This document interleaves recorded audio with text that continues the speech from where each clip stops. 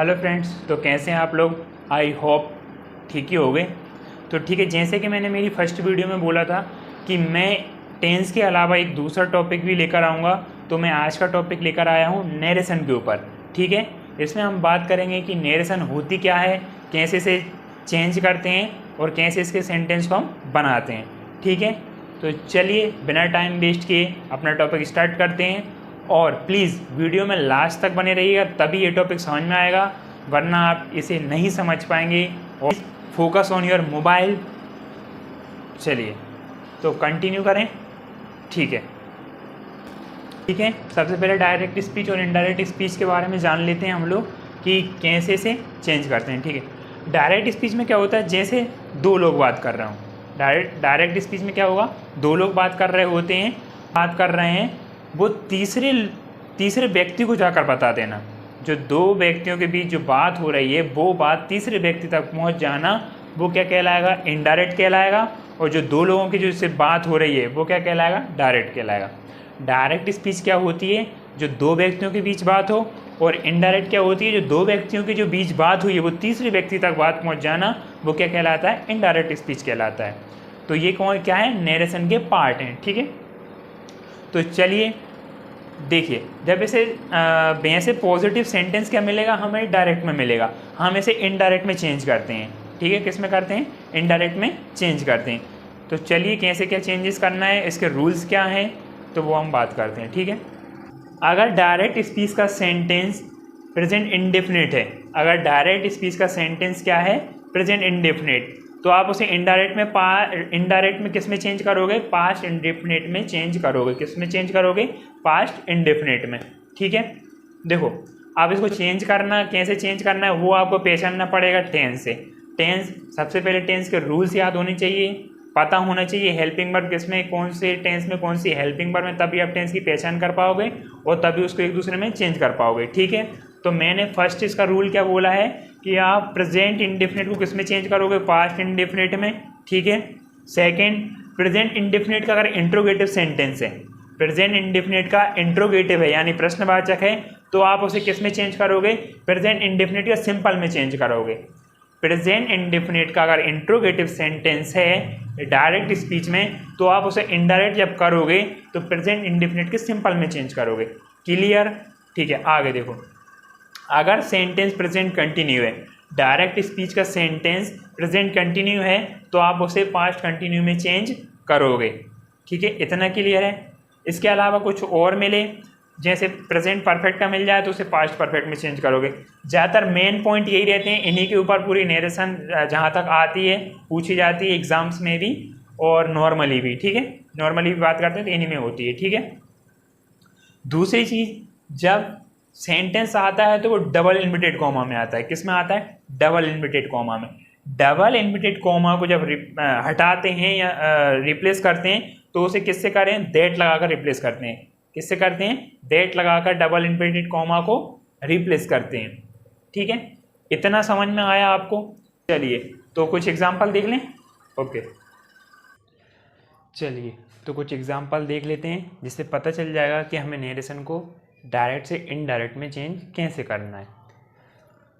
ठीक है, तो सबसे पहले सेंटेंस आपके सामने रहेगा डायरेक्ट स्पीच में और आपको उसे चेंज करना है किस में, इनडायरेक्ट स्पीच में। तो कुछ बातों का हमें इसमें ध्यान रखना पड़ेगा, तब जाकर हम डायरेक्ट से इनडायरेक्ट स्पीच में उसे चेंज कर सकते हैं। सबसे पहले देखो, सबसे पहले डायरेक्ट स्पीच का सेंटेंस हम अच्छी तरह से पढ़ेंगे। क्या लिखा है, पढ़िए मेरे साथ। She said I right a book. She said, देखो ये फर्स्ट सेंटेंस कह लो, इसको क्या कह लो कि ये अपना कौन सा है, फर्स्ट सेंटेंस है। यहाँ से अपना डबल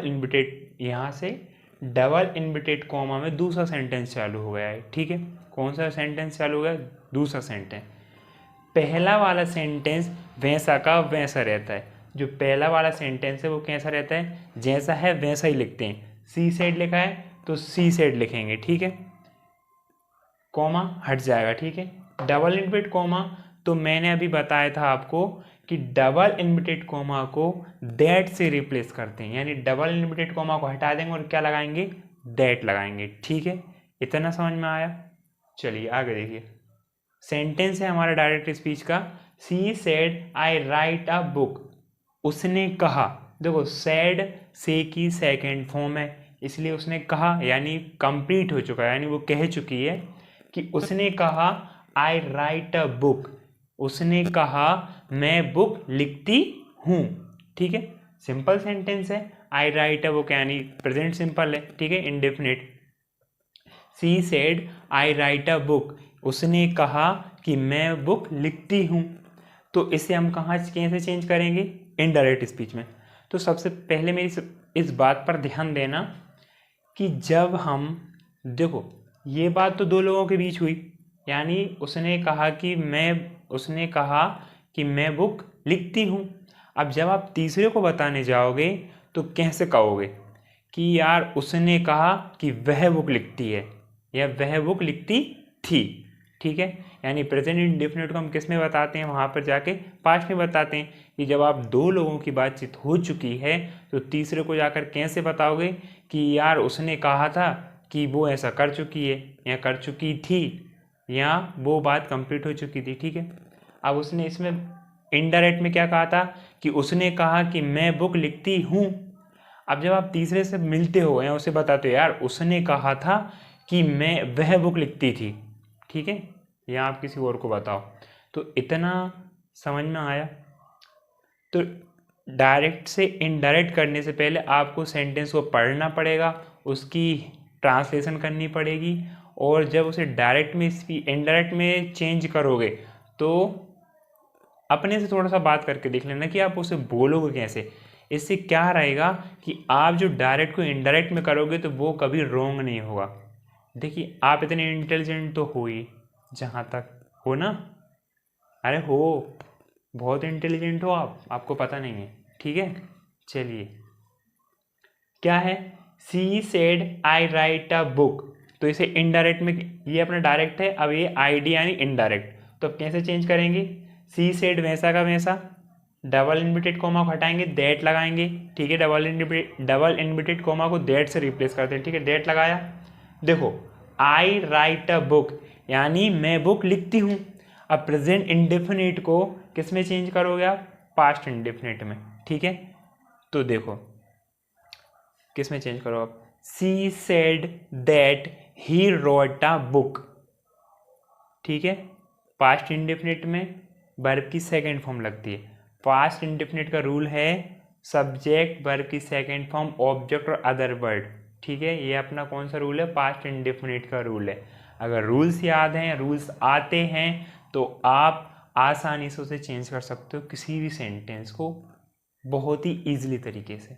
ठीक है, चलिए तो क्या हुआ? She said that he wrote a book यानी उसने कहा कि वह बुक लिखती थी।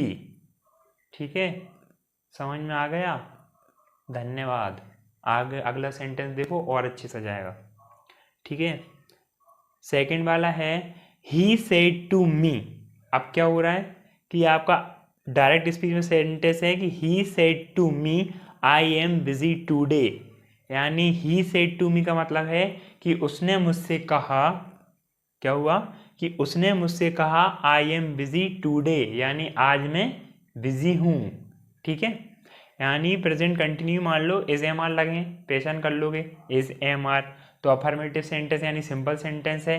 ऐसे आई एम अ बॉय ऐसे बोलते हैं ना अपन जी, तो नॉर्मली इजली सेंटेंस। ठीक है, तो ये भी प्रेजेंट का ही है, कंटिन्यू का, तो इसे किस में चेंज करोगे आप? पास्ट कंटिन्यू में।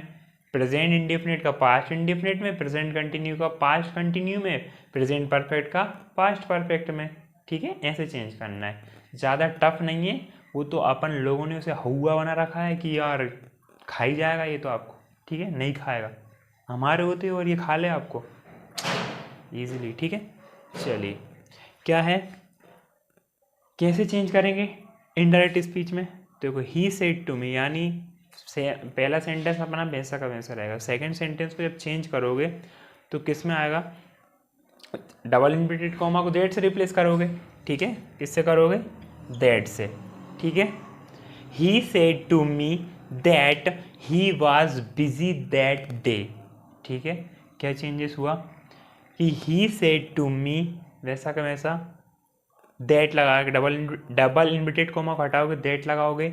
ही वॉज क्यों आया, यानी प्रेजेंट पास्ट कंटिन्यू में बदलोगे, किस में बदलोगे, पास्ट कंटिन्यू में। तो ही वॉज बिजी दैट डे। अब ये दैट क्यों आया, क्योंकि उसने, अब जब आप तीसरे व्यक्ति को जाके बताओगे कि ये थोड़ी बोलो कि वो आज बिजी है, यानी आज के दिन बिजी है, तो उसके लिए क्या लगाओगे, दैट डे, मतलब आज के दिन, ठीक है। He said to me that he was busy that day, यानी उसने मुझसे कहा कि वह आज बिजी थी, ठीक है, वह आज के दिन बिजी थी, ऐसा, ठीक है। तो क्या लगाओगे, दैट डे। टुडे भी कर सकते हो, जरूरी नहीं कि दैट डे, और टुडे भी करोगे गलत नहीं रहेगा, सेंटेंस सही रहेगा, ठीक है। ओके, थर्ड वाला सेंटेंस है, he said I live in the city centre, उसने कहा मैं सिटी सेंटर के अंदर रहती हूँ, ठीक है, या रहता हूँ। तो ये तो आपका डायरेक्ट है। अब इनडायरेक्ट में कैसे चेंज करोगे, इनडायरेक्ट में ही सेड, ठीक है, वैसा का वैसा, डबल इन्वर्टेड कोमा को हटाया, दैट लगाया, ठीक है। He said that he lived in the city centre, यानी प्रेजेंट इंडेफिनिट था, किस में चेंज करा, पास्ट इंडेफिनिट में चेंज करा, वर्ब की सेकेंड फॉर्म आई, लिव की लिव्ड, ठीक है। तो he said that he lived in the city centre, यानी उसने कहा कि वह सिटी सेंटर के अंदर रहती थी। या फोर्थ वाला है, सी सेड टू मी, यानी उसने मुझसे कहा, देखो सी लगा है तो अब लड़की को बोल रही है, ठीक है। सी सेड टू मी, यानी उसने मुझसे कहा यू प्ले हॉकी, कि तुम हॉकी खेलते हो, ठीक है। ये भी सिंपल है, प्रेजेंट का सिंपल ही है, ठीक है, ये भी। तो डायरेक्ट स्पीच में कैसे चेंज, इनडायरेक्ट स्पीच में कैसे चेंज करोगे, सी सेड वैसा का वैसा टू मी, ठीक है, डबल इन्वर्टेड कॉमा, दैट से रिप्लेस करा, ठीक है।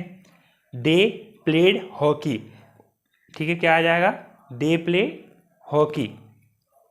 तो सब्जेक्ट को चेंज करने में कंफ्यूज मत होना, सेंटेंस, डायरेक्ट स्पीच के सेंटेंस को पढ़ना और उसे बोल कर देखना, और उसे अपने आप को तीसरा व्यक्ति बनाकर बोल कर देखना, तो आप उसे इजीली चेंज करके आराम से बोल सकते हो कि यार जब मेरे की बात हो रही तो उसने, ठीक है, कि जब मैंने कहा कि मैं पढ़ाता हूँ, तो आप तीसरे से जाके कहोगे कि उसने कहा कि वह पढ़ाता है, ऐसे ही बोलोगे ना, या पढ़ाता था, ऐसे ही बोलोगे।